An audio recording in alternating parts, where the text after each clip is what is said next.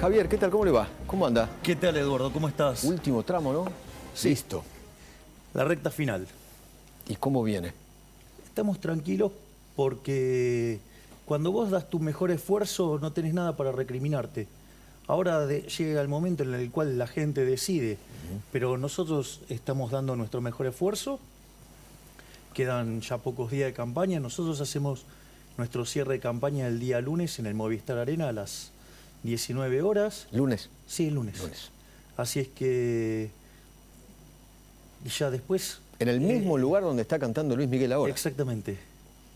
Sí, es un lindo lugar. Hay que llenarlo, ¿eh? Bueno, vamos a tratar de hacer los mejores esfuerzos para lograrlo. Creo que son 12.000 o 13.000 localidades, ¿no? 15.000. 15.000. Muy bien. Sí. Muy bien. ¿Lo espera? ¿Cómo lo sueña? ¿Como un gran show? Bueno, nosotros las presentaciones tienen mucho en común con un recital, ¿no? Pero con la diferencia que en lugar de cantarse canciones, se habla de economía.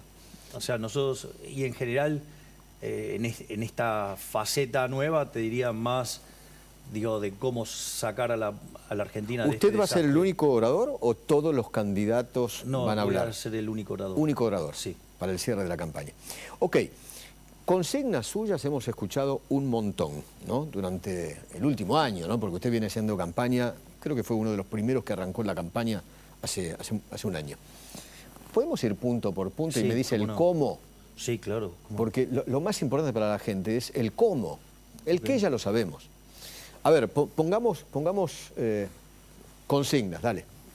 Tira la placa, por favor. Hablamos de dólar, cepo y Fondo Monetario Internacional. Vamos de la más fácil Corto de cada uno de ellos. A ver, vamos a la más fácil. Primero, el FMI no es un problema. Y voy a explicar por qué. Cuando vos tenés un programa con el Fondo Monetario Internacional, el Fondo Monetario Internacional te exige metas en materia fiscal, monetaria y reservas internacionales netas. La realidad es que siempre el core del problema, ¿sabes cuál es? Fiscal. Okay. Y la historia argentina del problema es fiscal. Las metas que plantea el Fondo Monetario para la Argentina son laxas en la lógica nuestra. Es decir, el ajuste que nosotros proponemos es mucho más profundo que el que propone el Fondo Monetario Internacional. Ok, me queda claro. Entonces, lo que usted va a hacer, cómo lo va a hacer, es eso, un ajuste profundo de la economía argentina. Sí, pero a diferencia de los programas de estabilización que venimos viendo desde el año 52 del siglo XX, ¿no? Hasta ahora, siempre el ajuste se cargó sobre el sector privado. Nosotros, esta vez, consideramos que el ajuste lo tiene que pagar el sector público. Okay. Y eso implica redefinir un montón de cuestiones en términos de partida. A ver, nosotros, por ejemplo, queremos eliminar la obra pública yendo a un sistema de iniciativa privada a la chilena, con way-outs a la peruana e incentivos a la suiza. O sea, el Estado no paga la obra pública. Exactamente, las paga el que la usa. Y además son contratos de operar, de construir, operar y transferir. Okay. Entonces, eso se hace porque entonces el Estado podría dar garantías de ingresos mínimos que harían que el costo de la inversión fuera muchísimo menor y te permitiría multiplicar las inversiones. ¿Qué hace con Aerolíneas Argentinas, por ejemplo, una de las empresas deficitarias más grandes de la República Argentina? Les damos un año de working capital, es decir, la caja para poder funcionar durante un año, y se las entregamos a los empleados y que los empleados hagan la depuración. Es decir, no puede ser más que aquellos que no toman los aviones estén pagando o estén subsidiando a los que toman aviones. Es recontra regresivo eso. Por lo tanto, básicamente, la empresa, yo no creo que haya un problema con los verdaderos empleados de Aerolíneas. O sea, no la cierra ni tampoco la privatiza. Se la entrego, sí, es una suerte de privatización porque se la entrego a los empleados. Okay. Y los propios empleados se van a encargar de echar a los políticos que utilizan a las empresas públicas como mecanismo de caja. Que eso es lo que las hace ineficientes y eso es lo que hace que no sean competitivas. Entonces, va a estar en el propio incentivo de los que están adentro de la compañía, porque ahora van a ser dueños, de echar a los políticos ladrones. ¿Qué hace con las otras empresas? Hay una cantidad enorme de empresas del Estado. YPF, por ejemplo, tiene que ser privatizada. Ahora, ¿cuál es el problema con el YPF? Que está tan destrozada por la política que si uno la vende como está ahora, la regala. Entonces uno la necesita eficientizar. Digo, si usted recuerda, Menem hizo lo mismo. Primero la eficientizó y después la vendió, y eso permitió que se vendiera muchísimo mejor. Pero no solo eso, va a ser necesario el rol de YPF como ENARSA durante la transición de arreglar todos los problemas causados en el sector energético. Entonces, mientras que uno hace más eficiente a la empresa, la usa para la transición del sistema energético para que no colapse. Ok, con el resto, Radio Nacional, la televisión... ¿Se privatizan o se cierran? Directamente. ¿Se privatizan o se cierran? No, de esos mecanismos de propaganda política, no. La televisión pública la privatiza. Sí, y si no lo quiere nadie, se cerrará. Ok, Radio Nacional lo mismo. Lo mismo. Todo igual. Ok. ¿Qué hace con el cepo? ¿Al otro día? ¿En poco tiempo? ¿Al año? ¿Cuándo termina con el cepo? A ver. ¿Y cómo? Del cepo se sale el día que vos resolvés el problema de las LELIQs. A ver, si vos abrís el cepo el primer día, vas a tener un switch de portafolio, es decir, la gente se va a pasar... Claro, del peso al dólar, claro. Y tenés una hiperinflación. Obviamente. Como consecuencia de la caída de la demanda de dinero que eso implica. Yo quiero explicar esto porque esto es de una gravedad enorme, lo del cepo. El cepo tiene varias consecuencias negativas.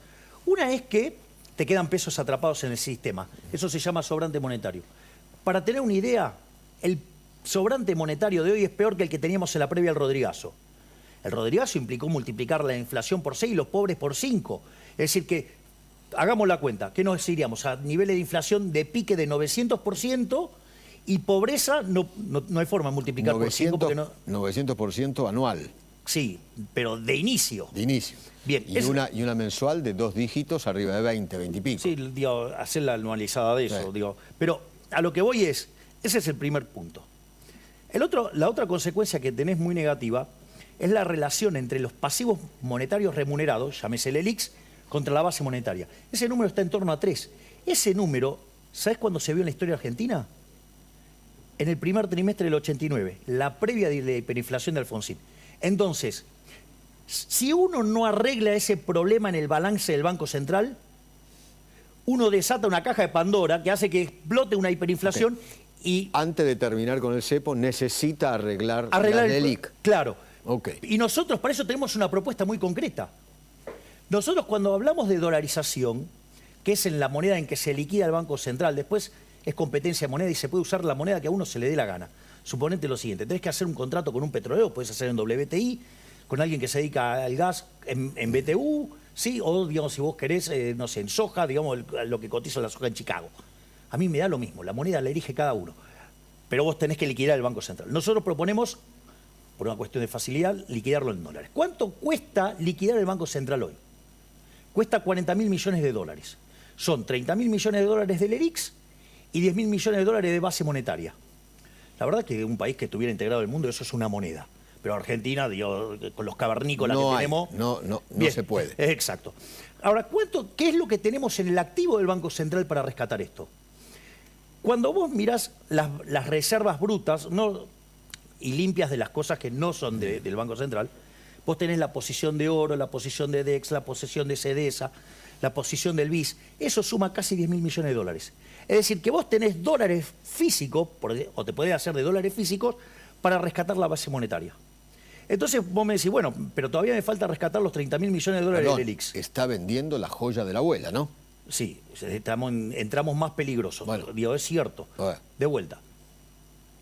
Digo, pero eso no es gratis en términos de inflación. Es decir, entonces el sistema, digo, te va a corregir los precios. Pero vamos a esta parte, porque esto es lo interesante. Yo ahora tengo que limpiar los 30.000 millones de dólares del ELIX. ¿Y qué tengo del otro lado? Me quedan 90.000 millones de dólares de títulos públicos. Obviamente que si yo los paso a mercado no valen 90.000 millones, valen un tercio. 30.000 contra 30.000, se terminó, se acabó el problema. Por lo tanto, en la medida que vos estructurás la salida de las LELIQs, a partir de ahí se saca el cepo. Pero entonces del cepo no se sale inmediatamente. No es instantáneo. Eso lleva un tiempo hasta que terminás con la bomba o termina con la hasta bomba que se de limpian las LELIQ. LELIQs. Exacto, porque si no es una hiper.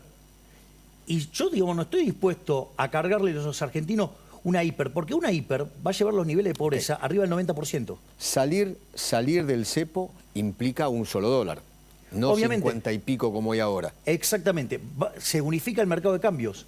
Bueno, pero esto es una... ¿Eso es automáticamente o cuando se termine con las LELIC? Cuando se limpia el cepo, abrís. Ah, ok.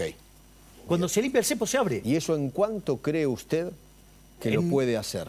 Como mucho, ¿Usted asume? Como mucho 3 meses. Diciembre, enero, febrero, en marzo del año que viene, más o Exactamente. menos. Exactamente. Ok, vamos a los otros temas, porque hay temas muy preocupantes. Inflación, uno de los grandes temas. ¿Cómo hace usted para terminar con la inflación, para bajarla? Vamos por definición y vemos por qué la vamos a erradicar de por vida, la inflación.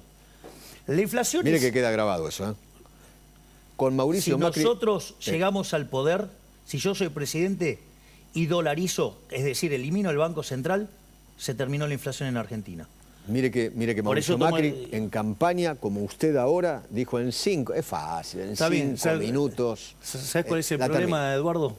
Que él se rodeó de radicales, de la coalición cívica y de las palomitas, digamos, que le jugaban todos en contra. Vamos por esto. La inflación es siempre y en todo lugar un fenómeno monetario que se ¿Cómo la genera erradica? por un exceso de oferta de dinero, ya sea o porque emití o porque cayó la demanda, o las dos cosas que hacen que el poder adquisitivo del dinero caiga, es decir, todos los precios expresados en pesos suben. A ver, si yo estoy hablando de eliminación del Banco Central, desaparece el peso. Por lo tanto, la cantidad de dinero dentro de la economía lo determinan los agentes. Por lo tanto, demanda y oferta siempre están mapeados. ¿Sabe qué quiere decir? No puede perder poder adquisitivo la moneda que elijan los argentinos. Y además, puede ser el dólar o puede ser de vuelta el renminbi, o sea, el yuan, puede ser la libra esterlina, o puede ser el yen, el que quiera, a mí me da lo mismo. Se terminó la inflación. ¿Por qué? Porque le rompí la máquina de imprimir billetes a los políticos ladrones. Pero la inflación entonces le erradica el día que se termina el Banco Central. Exactamente. Pero el Banco Central usted no lo elimina el primer día. Eso también es cierto que no se elimina el primer día. Nosotros estamos, por ejemplo, en el caso de Ecuador, el proceso de la dolarización tardó 9 meses. Perdón. Entonces, con usted como presidente, mínimo 9 meses todavía va a haber alta inflación. Sí. A ver, y hay algunas cosas todavía para analizar. Ecuador, ¿qué hizo? Le exigió a la gente que cambie los sucres por dólares en 3 meses. ¿Cuál es el problema? Es un problema de índole operativo. El billete más grande de Argentina, aquí encima hay poquitos, es el 2.000 pesos, son menos de 4 dólares. Exactamente. ¿Qué quiere decir esto? Que tenemos un problema de coordinación o de organización, que necesitamos billetes chiquitos que no tenemos. Eso hizo que, por ejemplo, en Ecuador lo quisieron hacer en 3 meses, no pudieron, a los 6 meses tampoco, recién pudieron a los 9 meses. Esa es una alternativa. La otra alternativa es utilizar la del Salvador. Que esto es, básicamente la gente cambiaba los colonos por dólares cuando se le daba la gana. Ese proceso demandó 24 meses. Ahora, hay algo interesante, que esto es lo interesante de la propuesta de Emilio Campo, que, Dios mío, tiene un montón de elementos muy positivos, es... Vos dejás que la gente cambie los dólares. Ahora, cuando convirtió 2/3 de la base, digo, es como una suerte de plebiscito y ahí se dolariza obligatoriamente y ahí queda la economía dolarizada. Como poco deben ser 9 meses, como mucho deben ser 24 meses. Pero de acá a 2 años se terminó el problema de la inflación. 2 años como máximo, según usted. Ok. Willy. En el caso eventual, obviamente, de que asumas el 10 de diciembre, inmediatamente vas a tener que tener un presupuesto aprobado. Y mi pregunta ahí está relacionada con qué número le pones en lo fiscal, equilibrio fiscal, primario, superávit, cuánto le pones de superávit y qué número le pondrías de inflación y crecimiento. A ver, vamos por parte.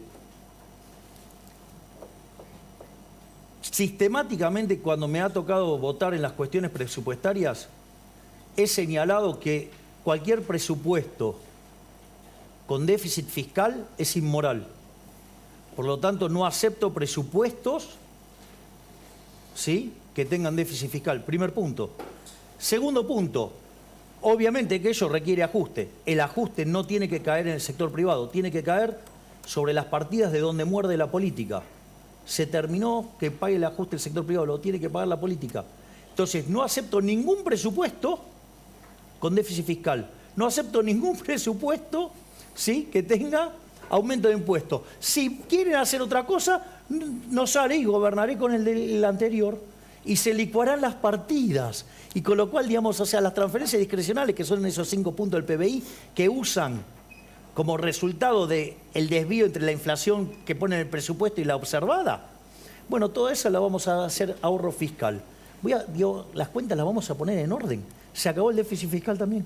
¿Y qué número le pones para las proyecciones de, como te pregunté, de inflación? Pero yo no creo en las proyecciones, Willy, no creo. Entonces, porque aparte, vos hoy tenés un problema, que si bien tenés un problema con la oferta de dinero en la pasada, con la presente y la futura, porque además la política monetaria opera con rezagos que oscilan entre 18 y 24 meses, de ahí que la inflación la vamos a matar entre 18 y 24 meses, que es lo que tardó la convertibilidad, 20 meses.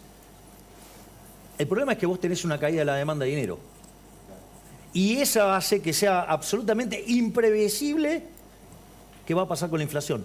Entonces, la verdad que ponerme a hacer elucubraciones sobre números que son ciencia ficción no tiene sentido. Nicolás Kreplak, ¿sabe usted quién es, no? Sí, era el ministro de Salud. Sigue siendo. El ministro de Salud de la provincia de Buenos Aires. Dijo que usted es un burro y un mentiroso. Usted se metió con el tema de la salud, ¿no? El sistema de salud comienza con Perón, ante la sociedad de beneficencia administrada a dinero público. ¿Qué tiene para decir con respecto a esto? Bueno, yo tengo... ¿Cuál es su propuesta? Bueno, ahí nosotros, lo que tiene que ver, vio que nosotros vamos a llevar la cantidad de ministerios a 8. Sí. Que es el Ministerio de Economía, Infraestructura, Capital Humano, Relaciones Exteriores, Seguridad, Justicia, Defensa, ¿sí? Y Ministerio del Interior. Nosotros digamos, todo lo que tiene que ver con... En el Ministerio de Capital Humano va a estar Niñez y Familia, va a estar la salud, va a estar la educación y el trabajo. Es decir, porque lo importante es el capital humano. El capital humano explica 70 puntos porcentuales del crecimiento económico. Y usted tiene capital humano de primera generación y segunda generación. Primera generación es que la gente coma y esté sana. Y eso, nosotros no vamos a permitir que la gente se muera de hambre o que no se pueda formar. Es decir, la asistencia a las familias para que toda la familia... Para usted la salud y la educación son dos pilares fundamentales. Porque son la base del capital humano. Ahora, lo que nosotros queremos discutir, primero que hay varias cuestiones. Habría que encontrarle al ignorante ese que, digamos, la salud, sí, y la educación, son prestaciones que están derivadas a las provincias. Entonces nosotros podemos proponer, y nosotros lo que queremos es, ¿qué es en el fondo el sistema de salud? Pero el sistema de salud va a ser gratuito, como hasta ahora. ¿O usted lo quiere cambiar? Usted lo que necesita es asegurar que todos es un seguro. Y lo que hay que asegurar es que todos tengan acceso a una prestación mínima o una canasta mínima. De hecho, eso requiere... ¿Cómo lo va a hacer? Bueno, una de las cosas que eso requiere, hay que mirar quiénes son los que tienen seguro, es decir, quiénes son los que están asegurados. Por ejemplo, si vos tenés una prepaga, si los que están acá, estamos todos asegurados. Exactamente. Bien. Ahora, el punto es que hay gente que no está asegurada. Millones y millones. Bien, y millones. Entonces, lo primero que hay que hacer, hay que identificarlos. Y después se elige en cada provincia cuál es la canasta que se le va a asegurar.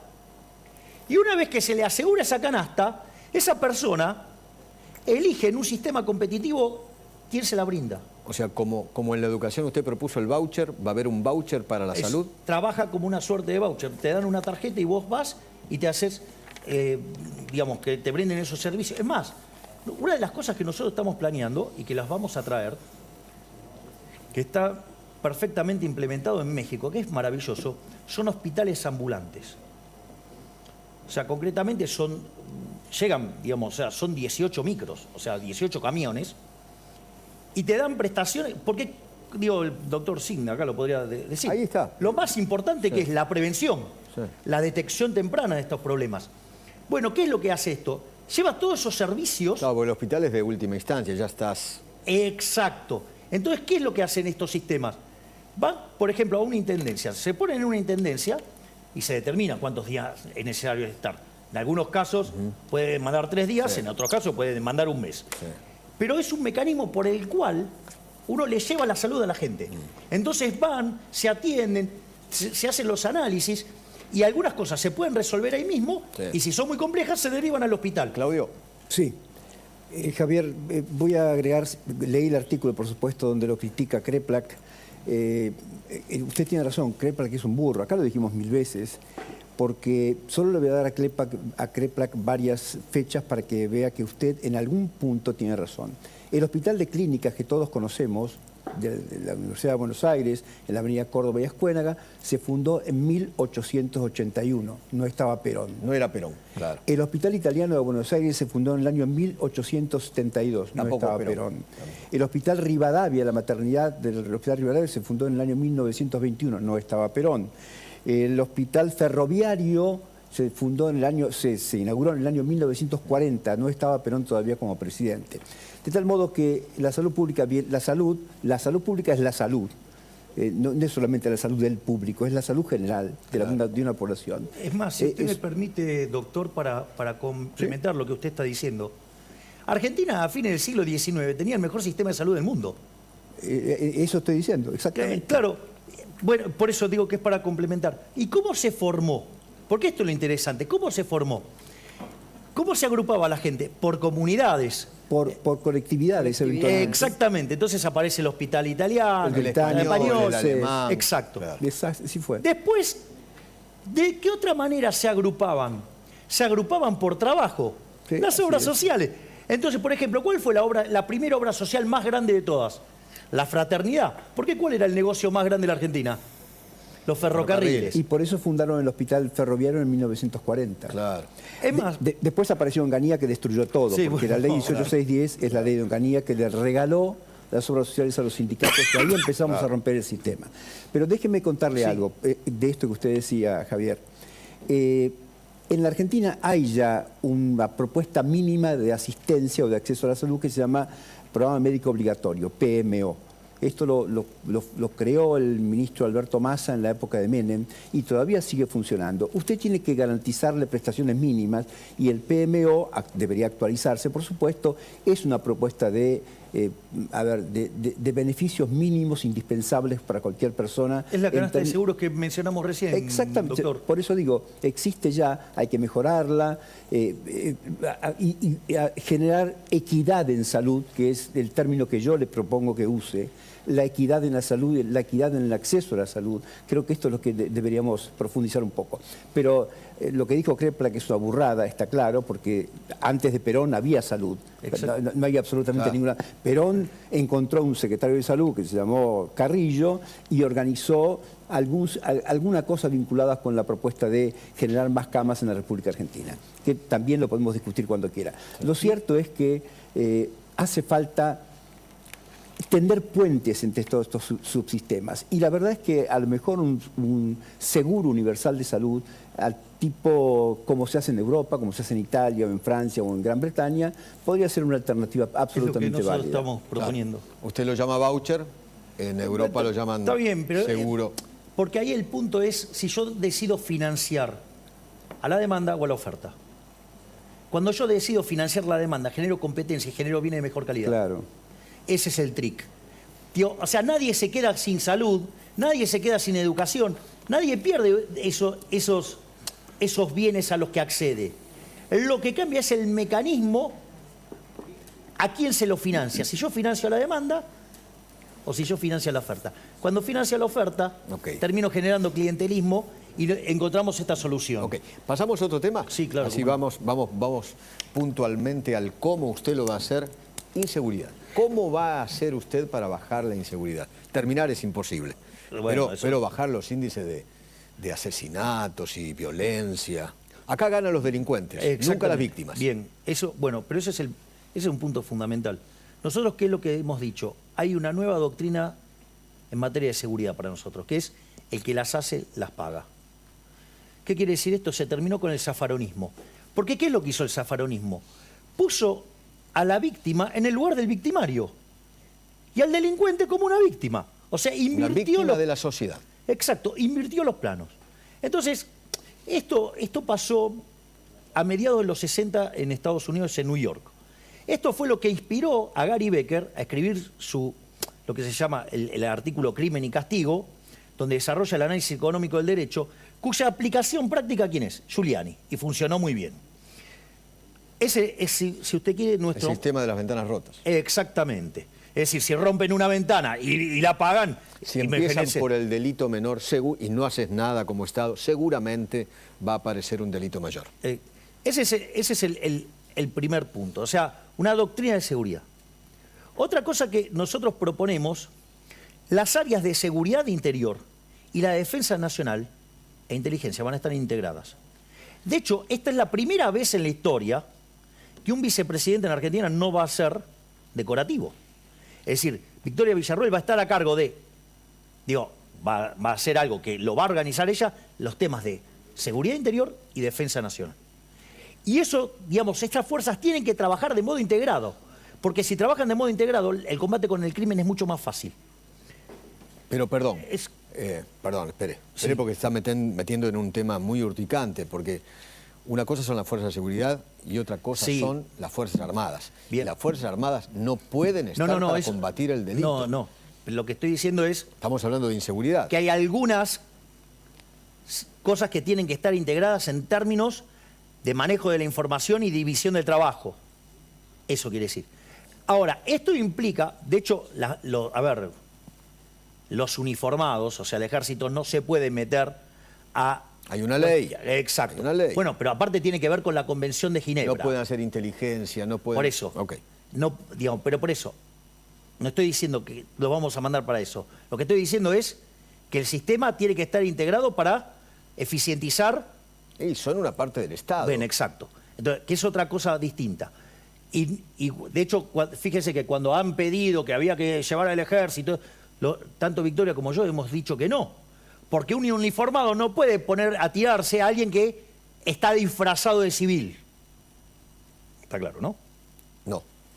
¿Qué es el disfrazado de Uno puede civil? ser, hay algunos que sí son civiles y hay otros que están disfrazados. Y aún así no lo puede hacer, por la Convención de Ginebra. Por eso... usted habla de fuerza de seguridad disfrazado de civil, ¿a eso? No, lo que estoy diciendo es que usted puede tener ataques que se muestran como civiles y no lo son. Ok. Creo que fui bastante claro. Ok. Entonces, igual así, usted no le puede tirar. Obvio. Por la Convención de Ginebra. No le puede tirar. Ok. ¿Por qué, no funciona cuando usted manda al ejército a hacer este tipo de cosas, como pasó en México o como pasó, en Colombia? Porque, hoy la sociedad puede estar pidiendo eso, usted va y cumple ese requerimiento, y después viene un gobierno de izquierda, quiere revisar todo y todos presos. Todos presos por delito de lesa humanidad. Por eso nunca funciona. De hecho, vamos a otros temas. Entonces, eso requiere modificar ciertas leyes. Nosotros estamos planeando modificar la Ley de Seguridad Interior, estamos proponiendo reformar la Ley de Defensa Nacional, reformar la Ley de Inteligencia, hay que reformar el Código Penal procesal y el sistema de cárceles. Y todo el sistema tiene que estar construido para que el que las hace, las paga. Y hay un elemento muy importante, que es toda una revalorización de las fuerzas. Ya sea por el hecho de darle el respaldo a la fuerza de seguridad. No puede ser que la policía me está cuidando a mí, viene un delincuente, me cuida, sucede que después tiene un problema porque hizo su trabajo bien. Acá lo que vamos a bancar nosotros es a la fuerza de seguridad. Acá se va a revalorizar el rol de la fuerza de seguridad a todas. A todas. Ya sea los que nos tengan que defender de los enemigos externos o los que nos defienden puertas adentro.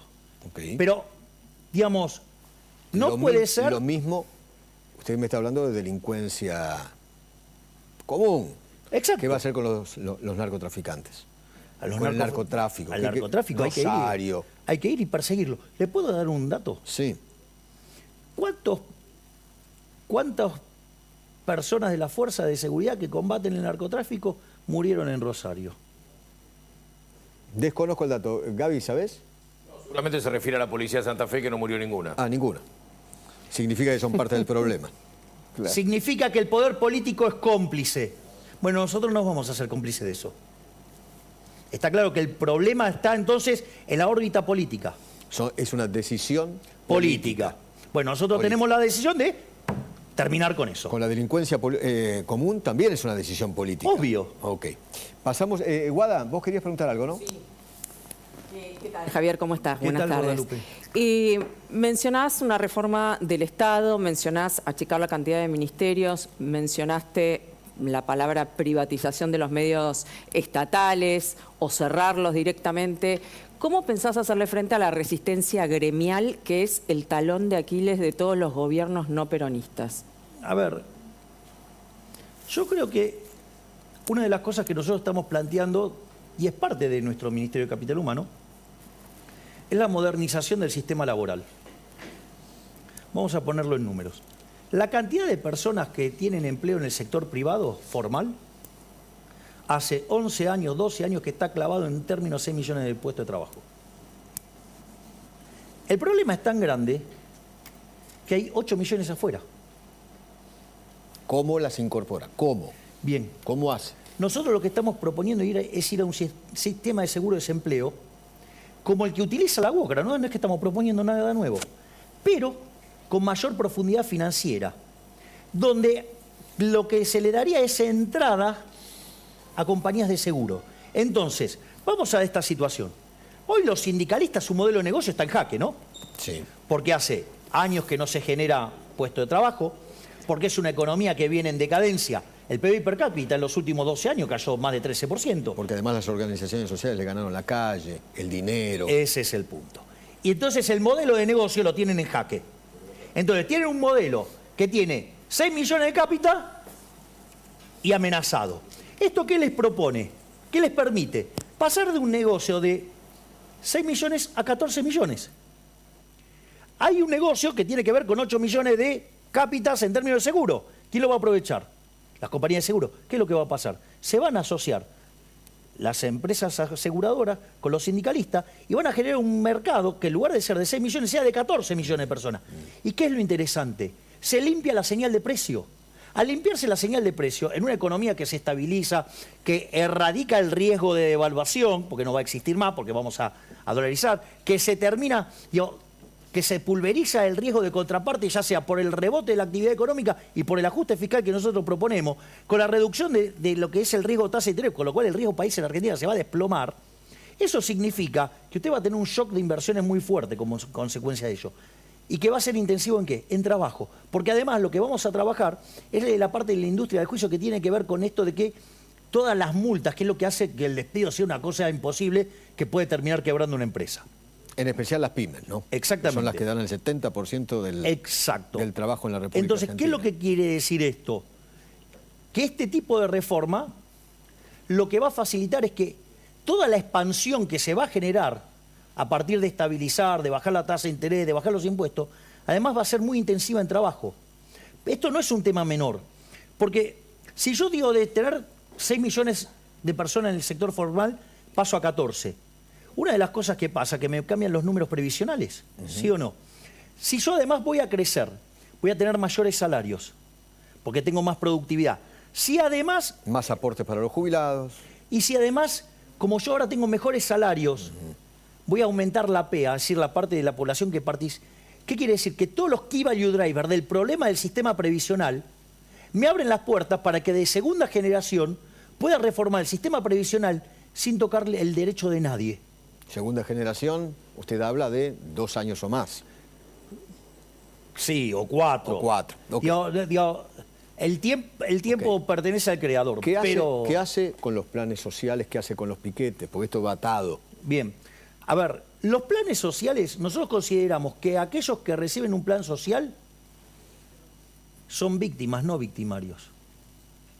Es decir, son personas que como consecuencia de la intromisión del Estado adentro de la economía, se quedaron sin trabajo. Esclavos del siglo XXI. Son los esclavos del siglo XXI.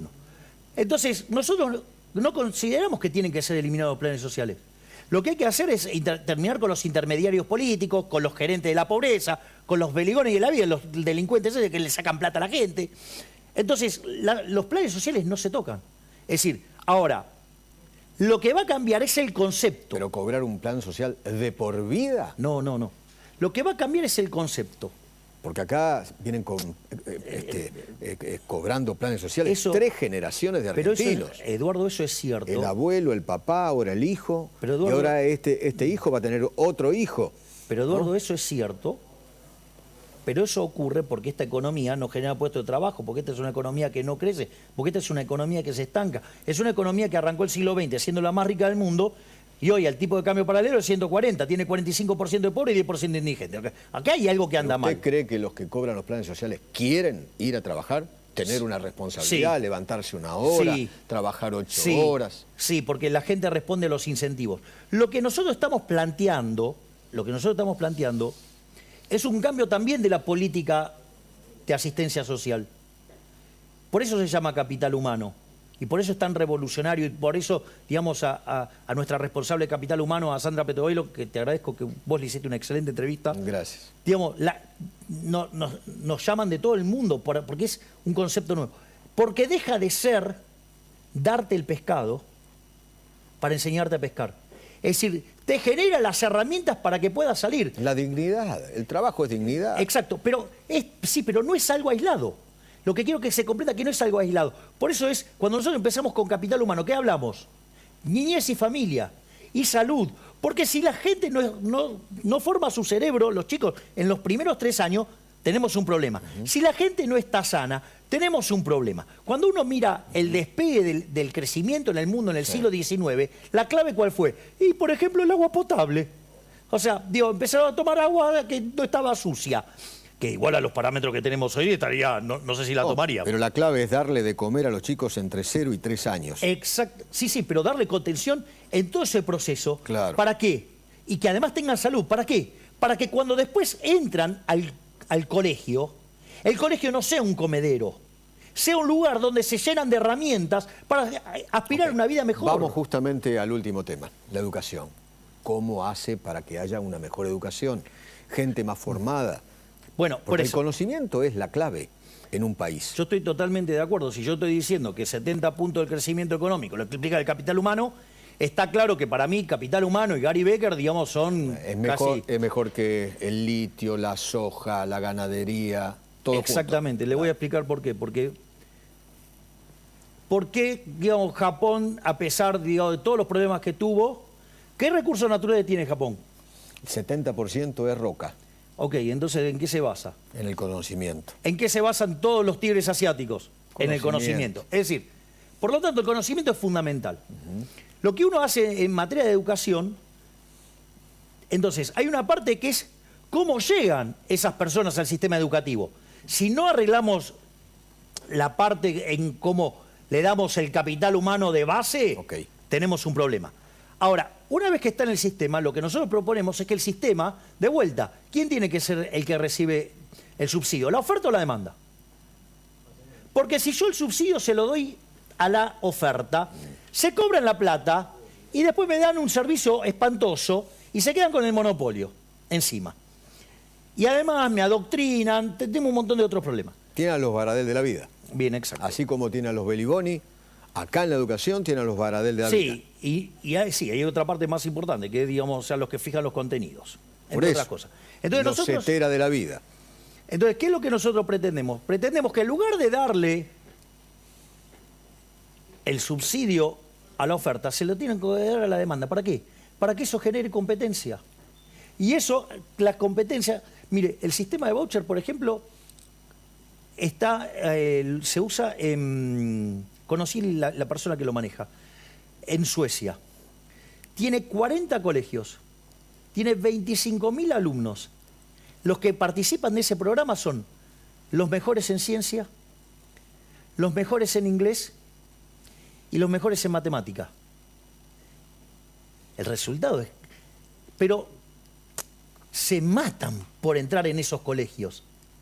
Y no es que usted no tiene el financiamiento está. Va con un voucher, pero ¿qué se genera? Competencia.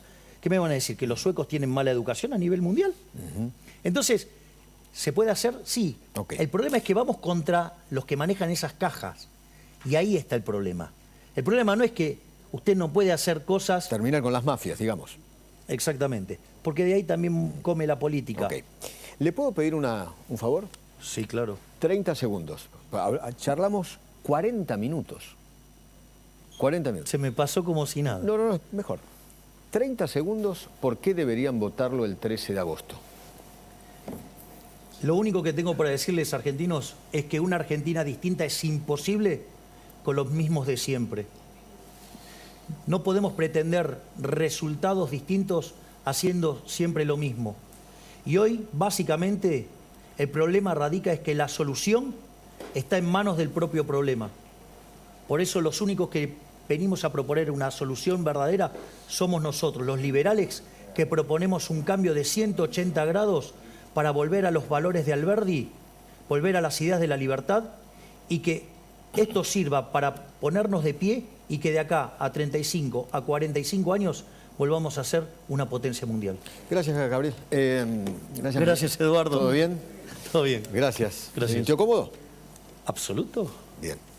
Suerte en la elección, Javier. Gracias. Gracias. Bueno,